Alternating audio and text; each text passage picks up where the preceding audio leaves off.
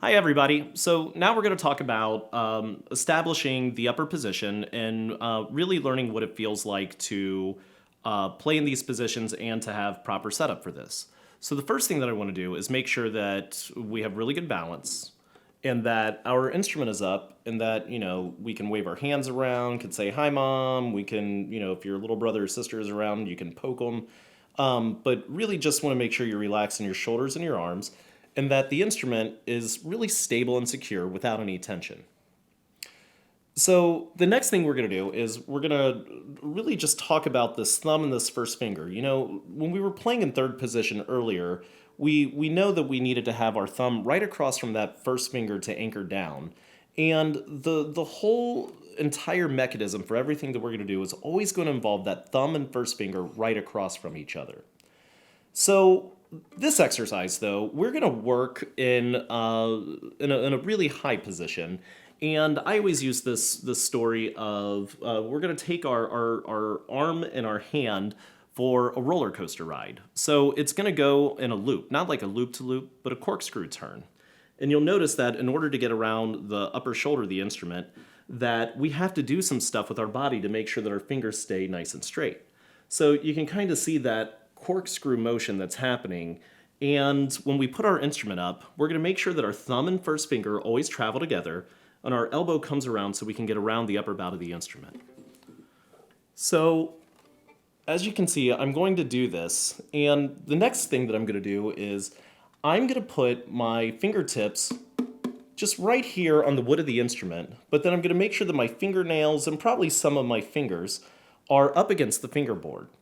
And my thumb is still a little bit back here on the cradle, but it's traveled up with my hand as far as it can. And what we're going to do is we're just going to do a couple things. This is a nice vibrato exercise too that you can do, making sure your fingertips stay on the wood of the instrument and your fingernails are up against the ebony or the fingerboard.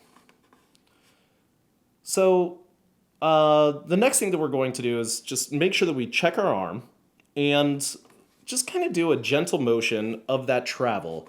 And just kind of remember what that feels like. Make sure that your thumb is traveling with your hand the entire time. We're going to come back to that in just a moment.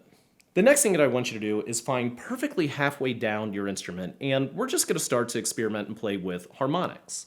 So if you lightly touch perfectly halfway between the nut and the fingerboard, and we're only going to put like maybe 2 pounds of pressure, barely anything at all, from our finger right on that perfect spot halfway down the string. And we're going to bow really fast and find a harmonic. I'm sure you probably have already done this before, but again, just a reminder, sometimes you have to fish around for it. If you push too hard, you're not going to get a good sound. If you're right off of it, it's going to be a little bit messy. But if we just find that sweet spot and use a super fast bow, you're going to get that harmonic to speak. So let's take this to the exercises in the book. And what we're going to do is we're going to look at numbers 13 through 16, which is really just having us play open strings and harmonics. So for this, what we're going to do is we're going to make sure that our arm, our hand, everything has traveled down perfectly down the instrument to the cradle. And we're going to find that harmonic again. There it is. And we're going to take a look at number 13. And all this does is play open strings in these harmonics. So right now we're not traveling. So make sure once you do travel, just get set. And let's give this one a shot.